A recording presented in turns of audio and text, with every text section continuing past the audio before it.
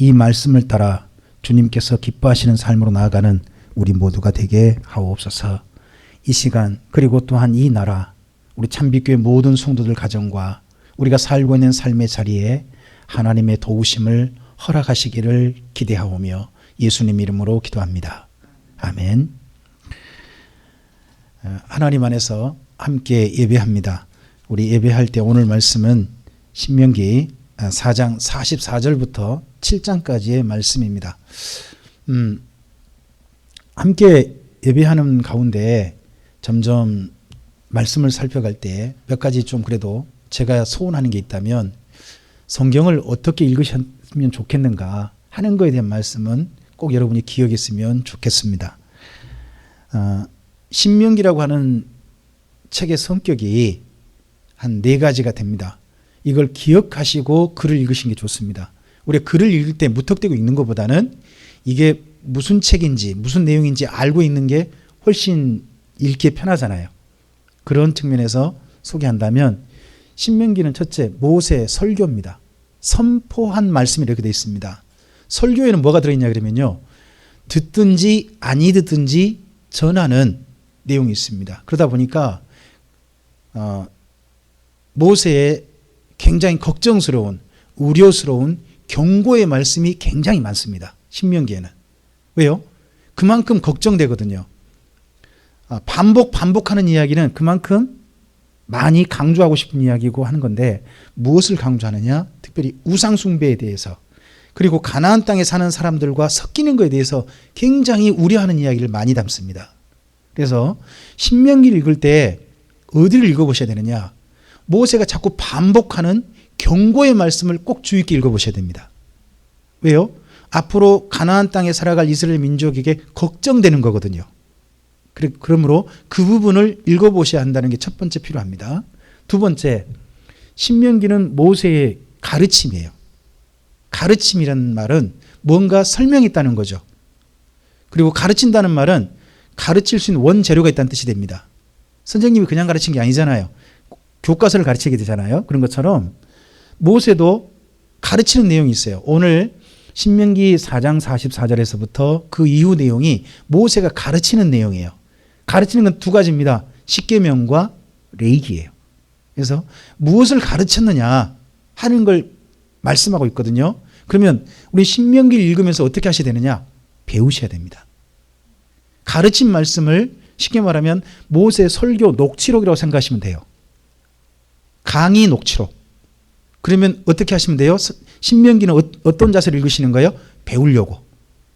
가르치신 거니까 배우려는 자세로 읽어보셔야 할 게 신명기입니다. 특별히 4장 44절 이후부터는 2가지를 가르치고 있으니까 십계명에 대해서 바르게 배우셔야 되고 또 하나 더 뭐예요? 레위기에 대해서 바르게 배우셔야 되는 게 신명기인 거죠. 그리고 신명기는 이제 모세가 가나안 땅에 들어가는 이스라엘 민족을 향한 축복이에요. 가나안 땅에 자기는 못 들어가요. 하지만 40년 동안 자기와 함께 살았던 이스라엘 민족을 가나안 땅에 들여보내면서 너희는 그 땅에 가서 제발 잘 자랐으면 좋겠다 하는 마음으로 보내는 거거든요. 마치 졸업식 하는 현장에서 교장 선생님이 졸업생들한테 앞으로 더 멋지게 되기를 바라는 그런 이야기 있잖아요. 그런 식으로 모세가 이야기를 해요. 그러면 신명기에서 뭘 보셔야 되느냐? 모세의 축복을 보시는 거예요. 이스라엘 민족을 향한 축복. 근데 너희가 이 축복은 이렇게 돼요. 너희가 이렇게 하면 이렇게 될 것이다. 모세의 축복은 크게 3가지입니다. 너희가 가나안 땅에서 번성할 것이다. 너희가 또 가나안 땅에 너희가 차지하게 될 것이다. 그리고 가나안 땅에서 너희가 하나님의 복을 자손 만대까지 누렸으면 좋겠다. 이게 모세의 가장 큰 축복이거든요. 근데 그 축복의 내용이 조건이 있어요. 조건. 축복하는데 너희가 뭐뭐 하면 이렇게 될 것이다 하는 내용이 있거든요. 그러면 우리는 어디를 읽어보셔야 되느냐? 가나안 땅에서 어떻게 된다는 내용을 읽으셔야 할 게 아니라 그 앞서서 이렇게 하면 이라는 부분을 잘 봐야 되는 거죠.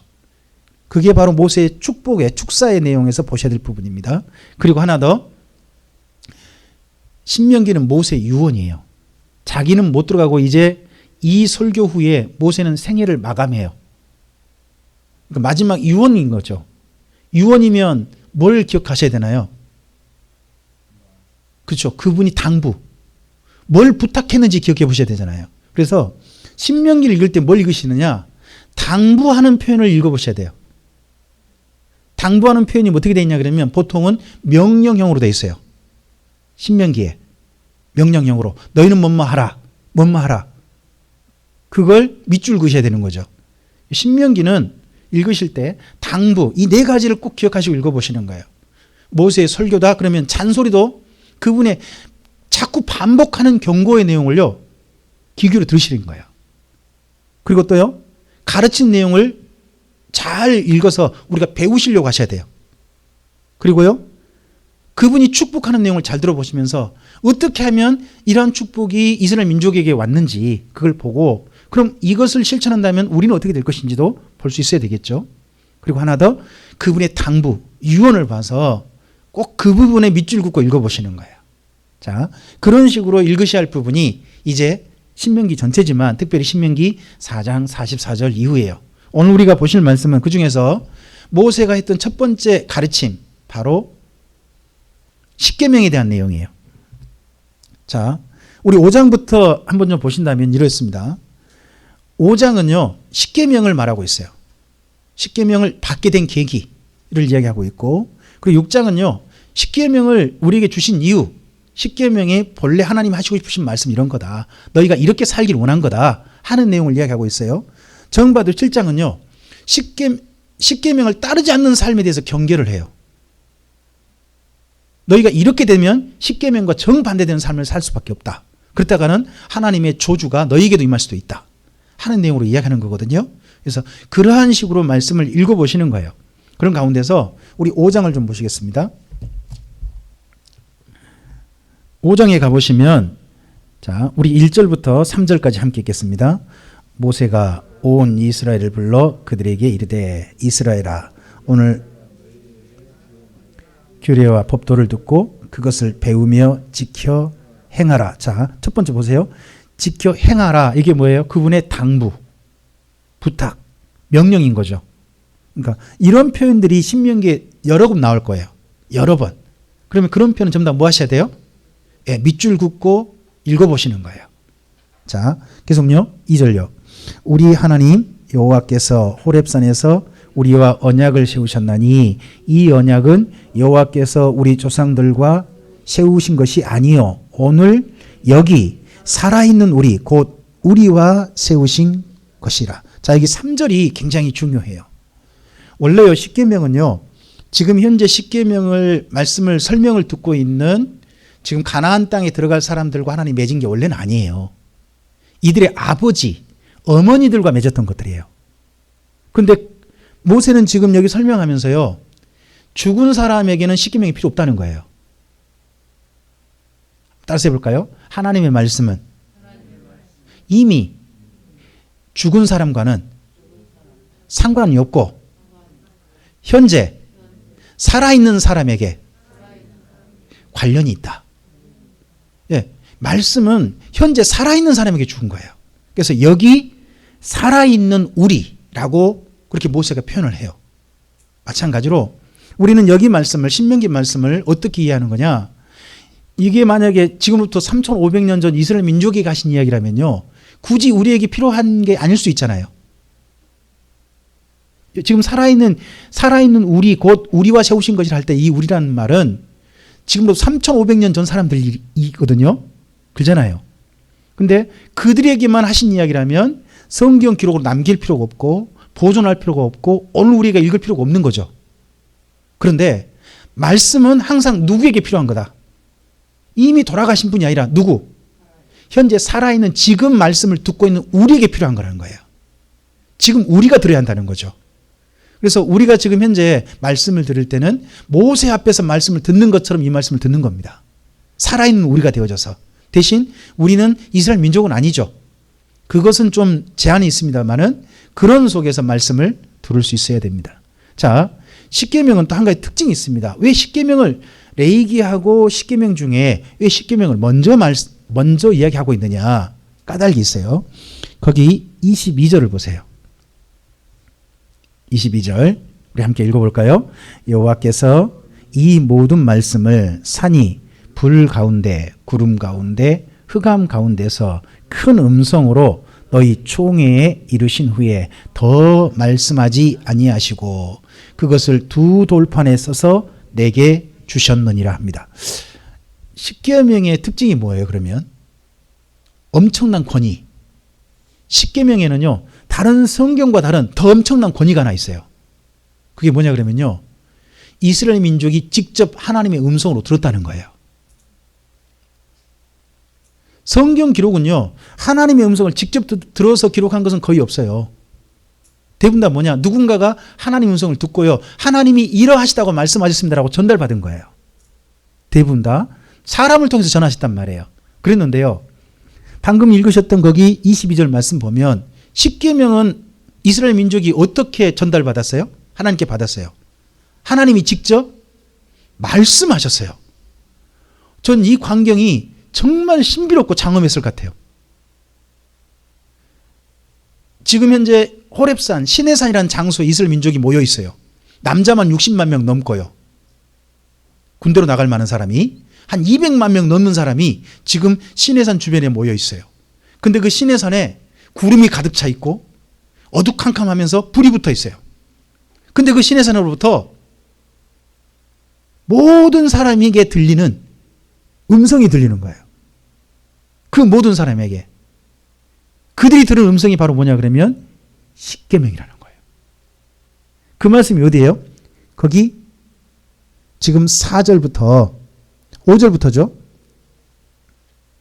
5절부터 하나님의 음성을 말씀하셨는데 6절부터군요. 여호와께서 이르시되 그 6절부터 어디까지? 21절까지 여기 말씀을 모세만 들은 게 아니라 누구도 들었다는 거예요? 이스라엘 민족 전체도 다 들었다는 거죠. 그러니까 이 이후에 이 십계명은 돌판에 기록이 되잖아요. 기록이 되지만 기록되기 이전에 어떻게 됐다는 거죠? 먼저 들었다. 직접 말씀하셨다는데 어마어마한 권위가 있는 거예요. 그러다 보니까 십계명을 먼저 이야기하는 겁니다. 그래서 우리는 이 십계명의 말씀에 대해서 이스라엘 민족만 아니라 오늘 우리도 굉장히 소중해야 되고 좀 알아들어야 될 말씀이 십계명인 거죠. 자, 그런 측면에서 십계명을 좀 정리를 좀 해봤으면 좋겠어요. 십계명은요, 쉽게 말하면 하나님을 사랑하고 이웃을 사랑하라는 거예요. 따라서 해볼까요? 십계명은 하나님을 사랑하고 이웃을 사랑하라는 것이다. 그럼 십계명을 하나로 정리한다면 뭐가요? 뭐하라? 사랑하라. 하나님께서 그러면 하나님의 사람들한테 부탁하시고 명령하신 게 뭐예요? 너희는 이 땅 가운데 어떻게 하며 살아라? 사랑하며 살아라. 그러니까 진짜 참되게 사랑하는 것이 우리가 하나님의 사람인 걸 증거한다는 거죠. 증명한다는 거죠. 하나님이시다는 증거가 뭐라는 거예요? 사랑이라는 거예요. 그러다 보니까 신약 성경에서 뭐라 그래요? 하나님은 사랑이시라. 이렇게까지 말씀할 정도예요. 그러니까 하나님이신 증거가 뭐다? 사랑하신 분이기 때문에. 그게 증거라는 거죠. 그러므로 그 사랑하신 하나님께서 하나님의 백성이 된 사람들에게 무엇을 부탁하세요? 너희도 사랑하며 살아라 하는 걸 부탁하시는 거예요. 그래서 먼저 누구랑 사랑하는 사이가 되기를, 하나님과 서로 사랑하는 사이가 되기를, 그리고 그렇게 하나님이 사랑하는 사람들 있잖아요. 그리고 하나님 만드신 세상 있잖아요. 이 모든 것들을 뭐하며 살기를? 사랑하며 살기를. 이게 하나님의 부탁인 거죠.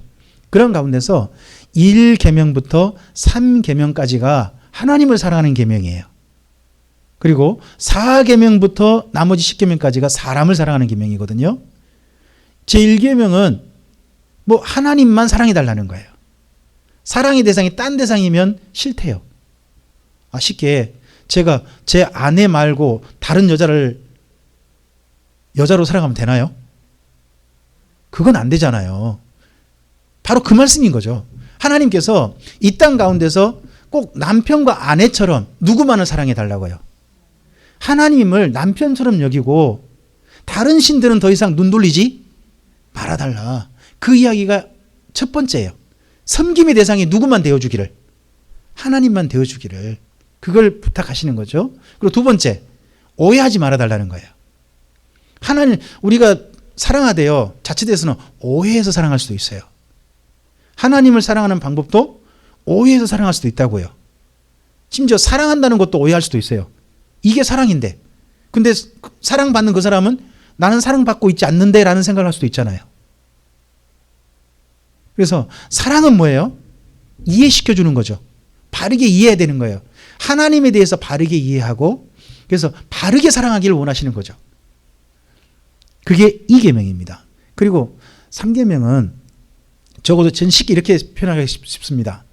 3계명이 뭐냐 그러면요. 하나님의 얼굴에 먹칠하지 말라는 거예요.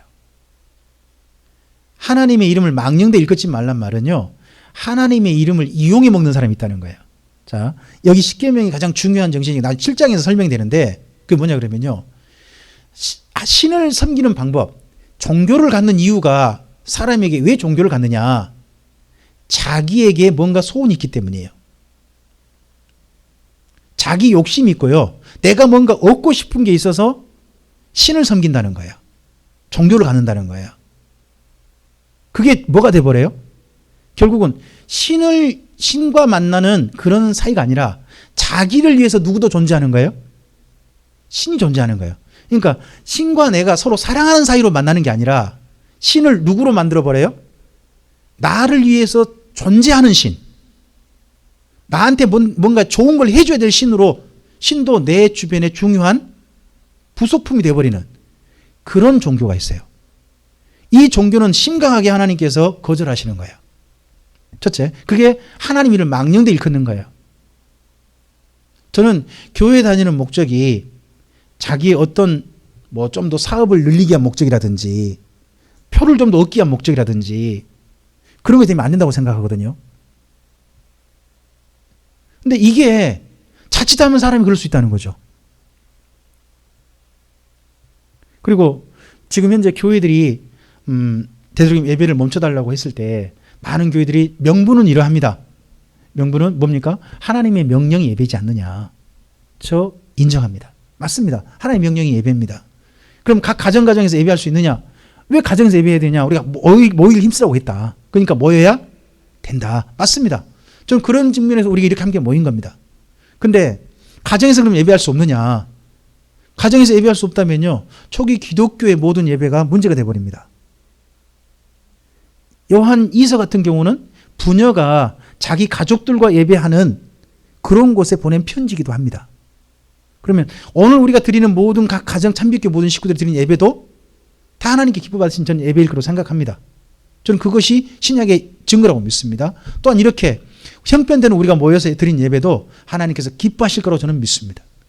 그런데 이러할 때 교회들이 모든 부탁을 거절하고 여러 사람 다 모이는 특별히 많은 수가 모이는 교회들이 예배를 멈추지 못하고 되도록 각 가정에서 예배하는 것에 대해서 따르지 않는 이유에 대해서 사람들이 오해합니다. 지금 예배의 명령이다. 예배는 하나님의 뜻이다라고 하는 교회의 강력한 주장에도 불구하고 사람들이 뭐라고 오해하고 있느냐 그러면 주일날 그런 교회들은 헌금이 많이 나오니까 헌금 모인 거 그거 하려고 그런 건다 하는 식으로 하는 거예요. 그러다 보니 그런 오해를 벗기 위해서요. 저는 여의도 순복음교회 같은 경우는 참 잘했다고 생각해요. 여의도 순복음교회가 하루 예배해가지고 13억이 나왔는지 모르겠어요. 근데 그때 한번 예배해가지고 그날 주일 헌금을 전부 다 이 코로나 사태를 위한 비용으로 보냈더라고요. 교회가 무슨 일을 해도요. 저는 사람들이 오해하지 않고 이해해 줬으면 좋겠어요. 근데 어떻게 보면요. 사람들 보기에 교회가요. 하나님을 이용해 먹는 같이 보였나 봐요. 그동안. 그랬는지 사람들이요. 예배한다 그러면 그걸 오해하는 거예요. 이건 참 부끄러운 일이라고 생각합니다. 저는 사람들이 교회가 하나님의 이름을 망령되이 일컫다 보니까 결국은 사람들도 오해하게 만들었다. 그렇게밖에 볼 수 없는 것이 현재 지금 사람들의 인식이라고 봅니다. 어떤 이 인식이 좀 속히 좀 바뀌었으면 좋겠습니다. 그리고 4계명부터는요. 사랑하는 겁니다. 이웃을 사랑하는 거. 이웃을 사랑하는 건데 그 이웃 사랑함이 특별히 뭐부터 출발하느냐? 우리보다 약한 이들에게 먼저 향하는 마음을 출발합니다. 여러분 사계명이 안식일 계명인데 그 안식일 계명이 다른 게 아닙니다. 우리는 안식일을 지키라 그러면 지금 이제 우리는 무슨 생각하냐 그러면 예배를 잘 드려야 된다 라는 생각으로 연결합니다. 그러나 원래 안식일은 그렇지 않습니다. 쉬라는 겁니다. 근데 누구 보고 쉬라고 하느냐? 우리 한번 읽어볼까요? 5장 11절부터 12절부터 보시기 바랍니다. 12절부터 12절부터 우리 14절까지만 읽어보겠습니다. 내 하나님 여호와가 내게 명령한 대로 안식일을 지켜 거룩하게 하라. 계속요. 엿새 동안은 일곱째 날은 너나 내 아들이나 내 딸이나 내 남종이나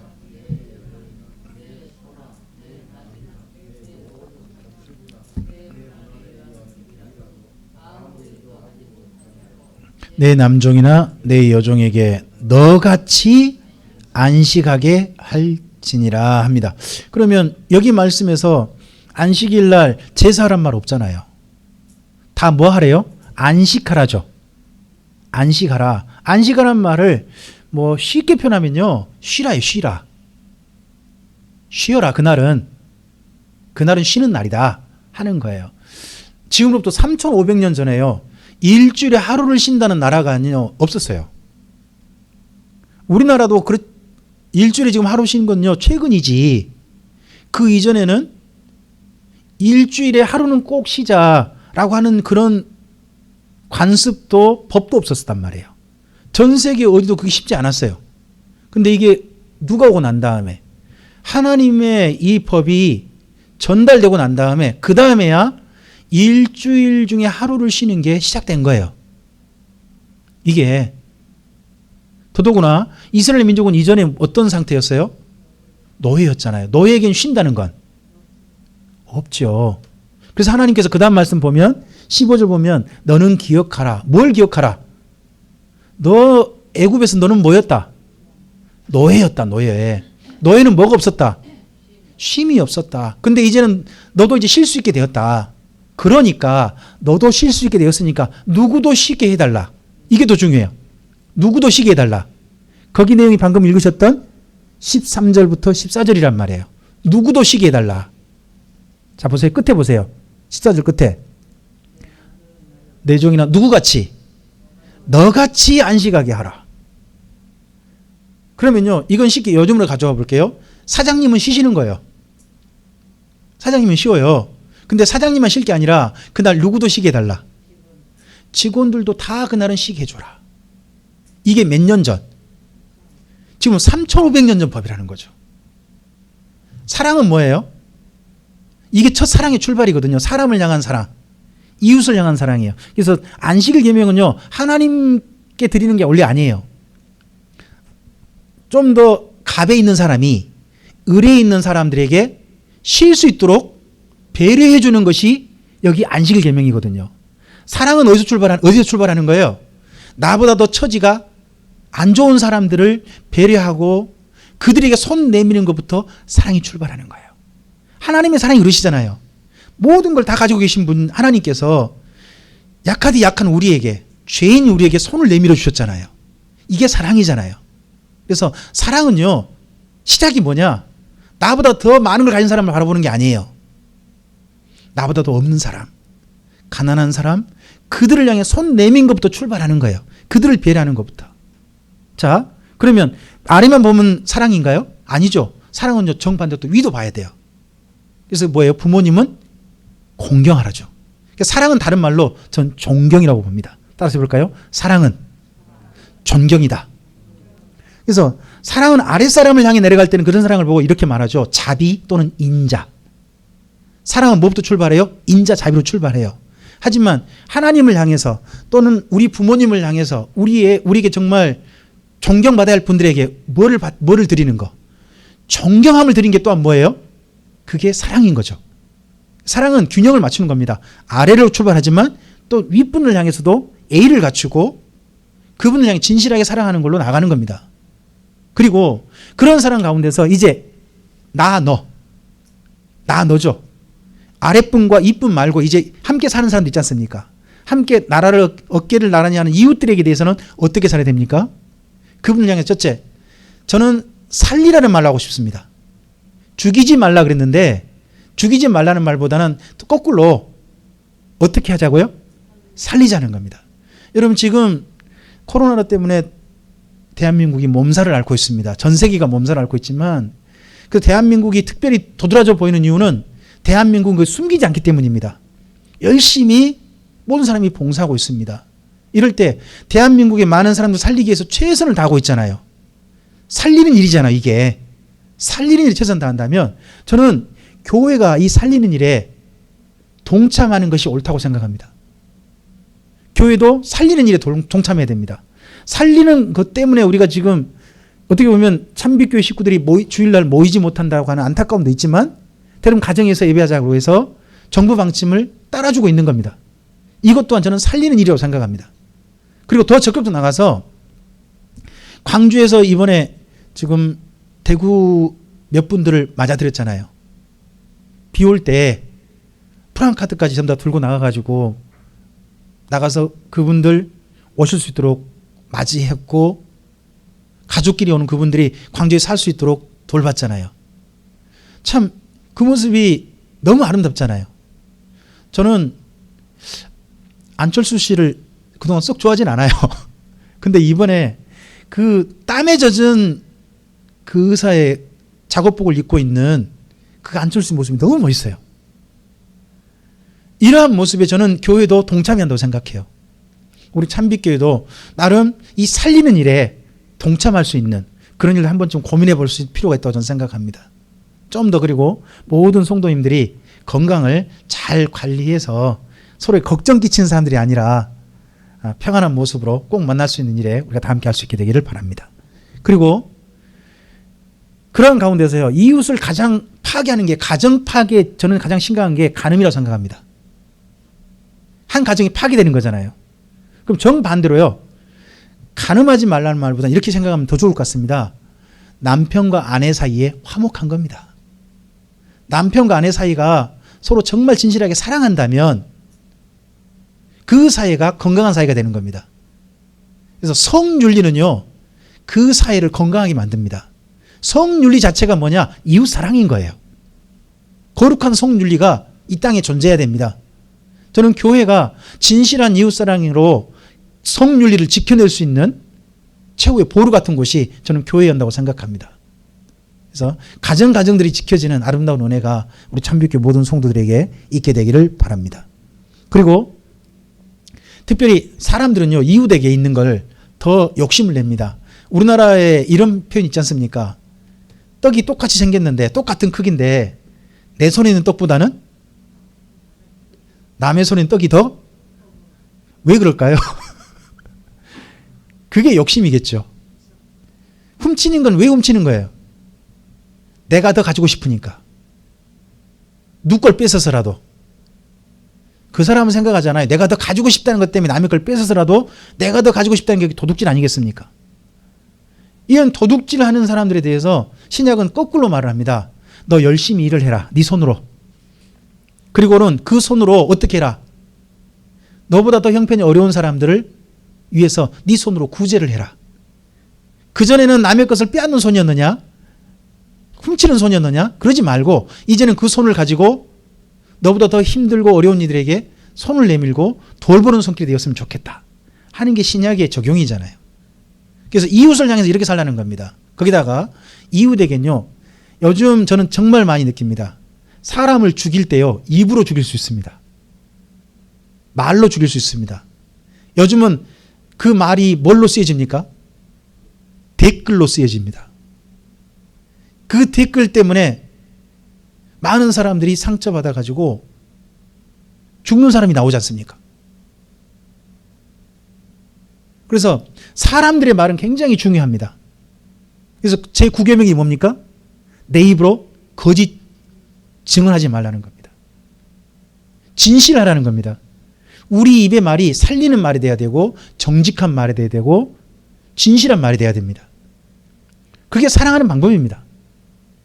그리고 마지막 10계명에서 남의 것을 탐내지 말랍니다. 결국 탐낸다는 게 뭐라는 겁니까? 사랑의 반대말이라는 겁니다. 우리는 저는요, 예전에 사랑의 반대말이란 말이 미움이라고 생각했습니다. 근데 성경 읽어보니까 그게 아니더라고요. 성경 읽어보니까 성경에서는요, 사랑의 반대말로 뭘 나눠뒀느냐? 욕심을 놔뒀습니다. 사랑의 반대말은 욕심이라는 겁니다. 그래서 우리가 사랑하는 삶에 대해 있어서 가장 심각하게 우리 안에서 우리를 괴롭힐 수 있고 우리를 변질시킬 수 있는 우리 안에 담고 있는 한 가지가 있을 수 있다는 겁니다. 그게 뭐? 탐낸다는 거. 이거에 대해서 버리고 사랑하는 삶을 살기를 하는 것이 십계명의 내용입니다. 이러한 십계명의 내용에 대해서 신명기 5장에서는 설명하고요. 그럼 그 십계명을 한 문장으로 줄여보세요. 십계명은 이러하다. 10가지잖아요. 이걸 한 가지로 줄였던 게 우리 좀 전에 읽으셨던 신명기 6장 4절 5절인 거죠. 다시 한번 읽어볼까요? 6장에 있는 내용 4절 5절 함께 읽겠습니다. 이스라엘아 들으라. 우리 하나님 여호와는 오직 유일한 여호와시니 너는 마음을 다하고 뜻을 다하고 힘을 다하여 내 하나님 여호와를 사랑하라. 자, 6장에서 반복해서 보셔야 될 표현이 있습니다. 여러분, 그게 뭐냐 그러면 뭐뭐 하라는 겁니다. 3절 첫머리 봐보세요. 3절 첫머리 어디에 있습니까? 이스라엘아 듣고 삼가 그것을 행하라 이렇게 되어 있습니다. 그리고 5절 또 읽어보겠습니다.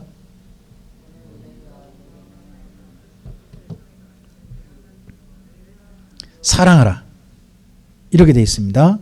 그리고 14절을 가보시기 바랍니다. 14절 너희는 다른 신들 곧 내 사면에 있는 백성의 신들을 따르지 말라. 자, 이런 식으로 신명기 6장에서요 이런 부탁하는 말씀이 있죠. 이런 부분들을 중심으로 말씀을 읽는 거예요. 이런 부분들 중심으로.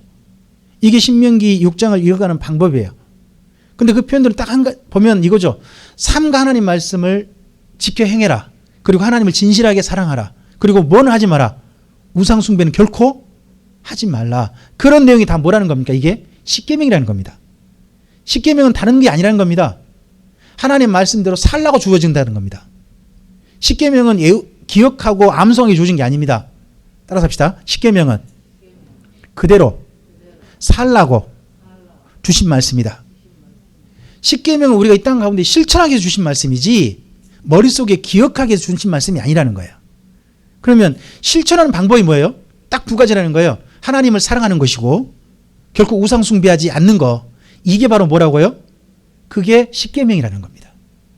그런 말씀을 대신 한 가지 더 부탁을 합니다. 부탁 형식으로 안 돼 있습니다만 우리 읽어보셔야 할 말씀이 있습니다. 6장 20절부터 좀 읽어보겠습니다. 읽겠습니다. 후일에 내게 묻기를 우리 하나님 여호와께서 명령하신 증거와 규례와 법도가 무슨 뜻이냐 하거든. 자, 후일에 누가?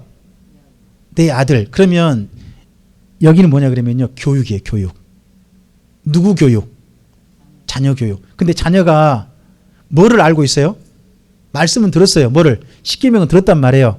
들었는데 부모님께 여쭤보는 거예요. 이 말씀이 무슨 뜻이에요? 하면 부모님은 뭐 하실 수 있으셔야 돼요? 예, 가르치실 수 있으셔야 한다는 거죠. 자, 그 다음 한번 읽어보겠습니다. 계속요. 21절입니다. 너는 내 아들에게 이르기를 우리가 옛적에 애굽에서 바로의 종이 되었더니 여호와께서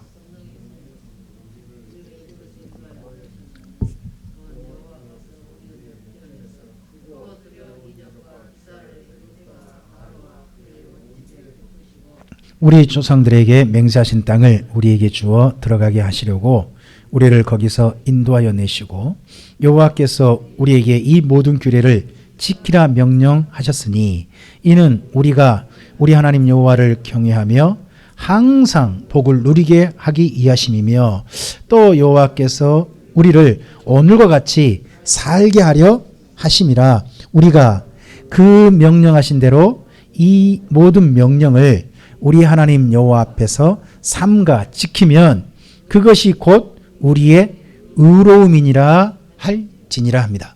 자, 여기에 자녀들한테 가르쳐야 할 말씀이 이 말씀대로 지키는 것이 올바른 거다 하는 겁니다. 맨 끝에 25절에 우리의 의로움 1편이 있죠. 의로움. 성경에 의가 두 가지가 있어요. 성경에 하나는요, 하나님께서 주시는 의가 있어요.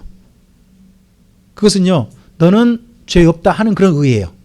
그런데 여기 의로움이 있죠. 이 의로움이란 말은 본래 표현은 이래요. 의로운 행위라고 되어 있어요. 의로운 행위. 그러면 여기에 의로움이란 말은 뭔 말이죠? 의롭게 살아야 될 우리의 삶이란 뜻이 돼요. 우리의 삶이 이렇게 해야 올바른 삶이다.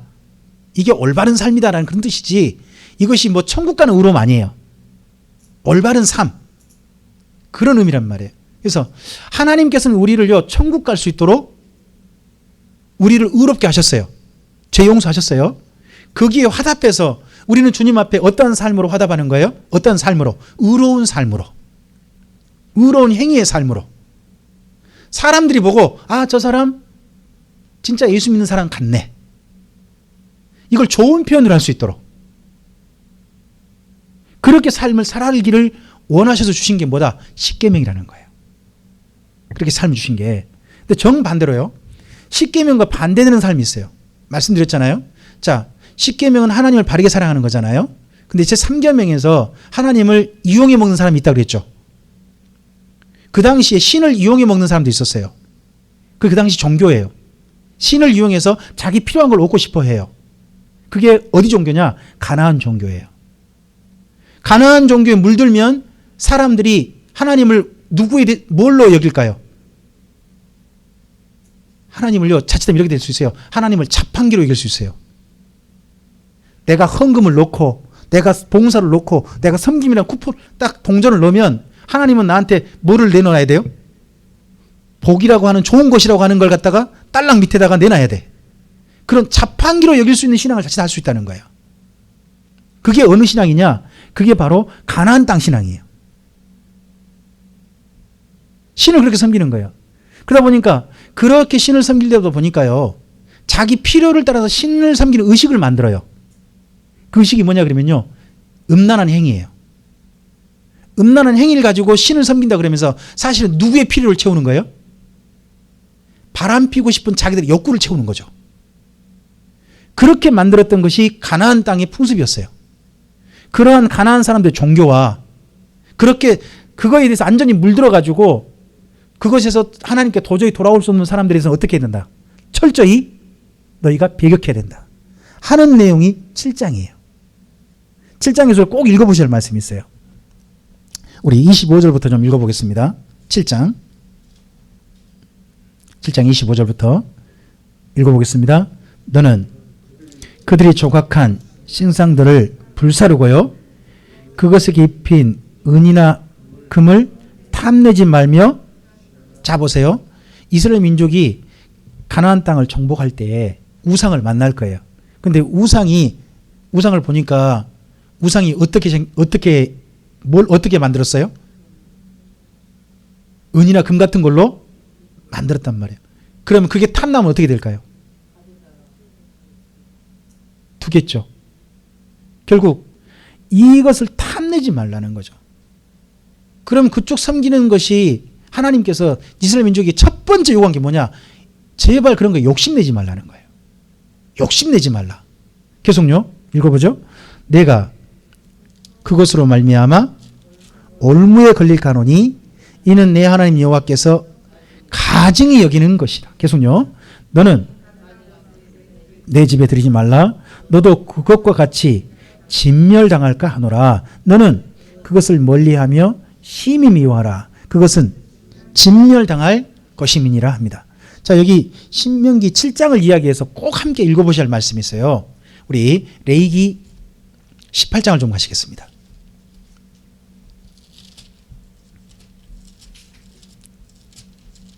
레위기 18장 뒷부분으로 가보세요. 24절부터 좀 읽어보겠습니다.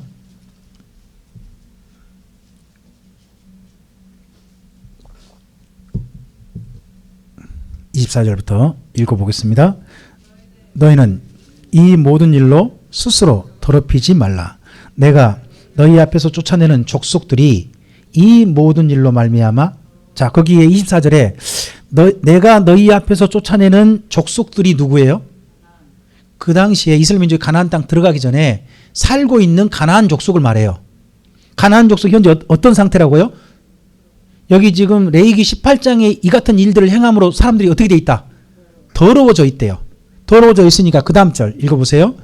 그 땅도 더러워졌으므로 내가 그 악으로 말미암아 벌하고 그 땅도 스스로 그 주민을 토하여 내느니라. 계속요. 그러므로 너희 곧 너희 동족이나 혹은 너희 중에 거류하는 거류민이나 내 규례와 내 법도를 지키고 이런 가증한 일에 하나라도 행하지 말라. 너희가 전에 있던 그 땅 주민이 이 모든 가증한 일을 행하였고요. 땅도 더러워졌느니라. 계속요. 너희도 더럽히면 그 땅이 너희가 있기 전 주민을 토한 것 같이 너희를 토할까? 자, 봐보세요.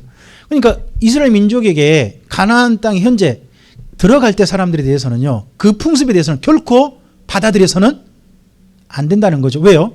이미 하나님이 진멸시키기로 작정한 사람들이에요. 그 외 사람들을 두고 한 이야기 아니에요. 하나님이 완전히 진멸시키기로 작정한 사람들과는 섞여서는 안 된다. 또 그들의 문화 풍습을 받아들여서는 안 된다는 겁니다. 우리도 교회가 대한민국 땅에 온 지가 지금 100년이 넘었어요. 100년이 넘었으면 저는 우리나라 교회의 풍습이, 교회 가지고 있는 문화가 적어도 본래 우리나라 사람들이 가지고 있던 미신을 따랐던 풍습이 있잖아요. 그런 것까지는 철저히 떠나야 한다고 생각해요. 저는 우리나라 사람들이 신한테 어떤 식으로 구했냐 그러면, 적어도 신이 응답을 하려면, 아기를 주려면 며칠은 기도해야 아기를 주나요? 100일이잖아요. 그리고 우리 아들이 정말 잘 되려면 새벽마다 뭐 하셔야 돼요?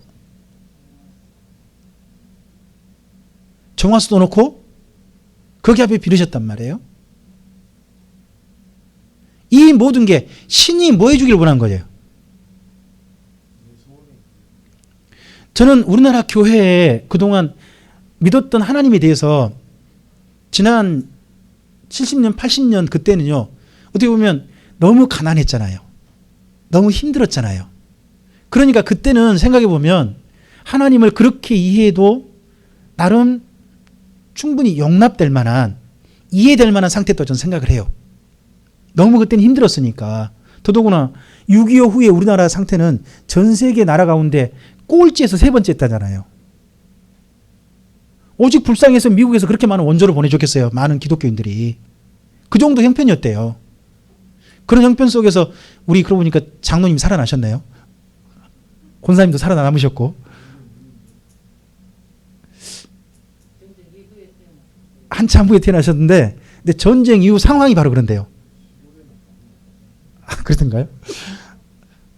저는 근데 제 초등학교 때, 제 3학년 때만 해도 지금도 그 생활기록 보면 저는 영양실조로 돼 있거든요. 그때 기록이. 하여튼 그런 사람들이 제법 많았단 말이에요. 그리고 저 어릴 때 기억나세요? 학교에서 건빵 나왔던 거? 옥수수빵 나왔어요? 아, 우리 때 건빵 나왔군요. 그 이전 또 밀가루 나왔나요?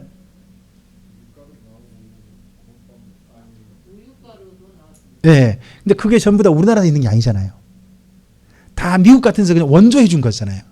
그래야 살 수 있는 나라였잖아요. 그런 형편 나라였으니까 하나님을 그렇게 볼 수 있는 것은 어떻게 보면 좀 이해가 되는 측면이 있다고 봐요. 근데요, 좀 살만해졌는데 교회가 자꾸 하나님을 똑같이 그렇게 보면, 저는 하나님에 대한 생각이 이전에 늘 자기만 잘 되길 바랬던 그 신한 때 빌었던 것과 다를 게 뭐가 있냐는 거죠. 그러면 여기 신명기 7장에서 모세가 가나안 땅 들어 이스라엘 민족에게 제발 너는 완전히 버려야 된다. 가나안 신풍습은 너희는 결코 들어와서는 안 된다고 한 거잖아요. 그럼 적어도 이제 교회가 진짜 십계명에 따른 그런 주님의 그런 아름다운 이스라엘 민족 공동체가 되길 원했던 것처럼, 우리 참빛교회에도 주님 안에서 사람들이 생각하는 그런 신이 아니라 성경에서 정말 말씀하는 그런 하나님을 바르게 만나고 그런 바르게 사랑하고 또 바르게 삶을 사는 그런 게 나아가는 게 하나님의 선하신 뜻이고 소원이셔서 3500년 전에 가나안 땅에 들어가는 이스라엘 민족에게 그렇게 당부하고 부탁하는 모세 이야기를 지금까지 남기셔가지고 우리에게 듣게 하시는 게 아닐까요? 그렇다면 이번 주 우리의 삶이 하나님 안에서 하나님이 정말 사람답게 사랑하는 삶으로 나아갔으면 좋겠습니다. 하나님을 진실하게 사랑한 사람으로 그리고 이웃을 진실하게 사랑한 사람으로 우리의 삶이 한 걸음 한 걸음 잘 걸어가서 하나님께서 우리의 생애를 평가해 주실 때 이렇게 평가했으면 좋겠습니다. 너 참 사랑 잘했다. 이거 우리에게 들려주시는 칭찬이었으면 좋겠습니다. 기도하겠습니다. 주님 감사합니다. 함께 주의 말씀을 듣습니다. 이 말씀이 다시 한번 우리의 삶을 거룩하게 하는 주의 힘이 되게 하시고 주님의 선하신 뜻이 되게 하옵소서. 주님께 우리의 삶을 의탁드리오니 하나님께서 함께 동행해 주시고 특별히 힘들고 어려운 때에 우리의 생각에 너무 침잠되지 않고 불안에 침잠되지 않고 하나님 주신 평안과 두려움을 이기는 사랑함으로 이 시대를 이 현 시간을 잘 지나갈 수 있는 잘 채워갈 수 있는 우리들이 되게 해 주시옵소서. 의탁드리오며 예수님 이름으로 기도합니다. 아멘.